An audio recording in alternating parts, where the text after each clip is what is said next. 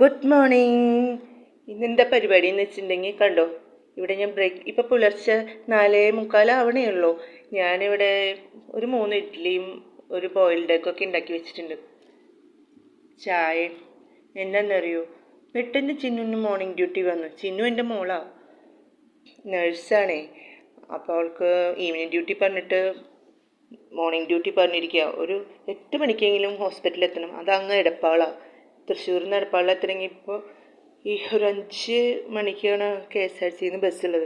സാധാരണ ഇത്ര സമയത്ത് അവളുടെ അങ്കിളിനെ വിളിച്ചിട്ട് കൊണ്ടുപോവുക ചെയ്യാറ്. ഇപ്പോൾ അവൾ എന്നോട് പറഞ്ഞു, ഞാൻ വലിയ കുട്ടിയായി, ആരെയും ബുദ്ധിമുട്ടിക്കേണ്ട, മമ്മി പോലും വരണ്ടെന്ന് പറഞ്ഞു. എന്നിട്ട് ഞാൻ എൻ്റെ സമാധാനത്തിന് ഒരു ഓട്ടോ ഏൽപ്പിച്ചിരിക്കുക. നഴ്സായാലും ഡോക്ടറായാലും അവർക്ക് സൊസൈറ്റിക്ക് വേണ്ടി സേവനം അനുഷ്ഠിക്കാൻ എപ്പോൾ വിളിച്ചാലും കോൾ ചെയ്താലും പോകണം. നമ്മുടെ പ്രേയേഴ്സ് മാത്രം അവർക്ക് മതി. ഇതിൽ ഒരു ഇഡ്ഡലിയെങ്കിലും കഴിപ്പിക്കണമെന്ന് ഞാൻ വിചാരിക്കുന്നു. ബാക്കി ഞാൻ അവർക്ക് കൊടുക്കാൻ പോവാ പൊതിഞ്ഞിട്ട്. Okay, by.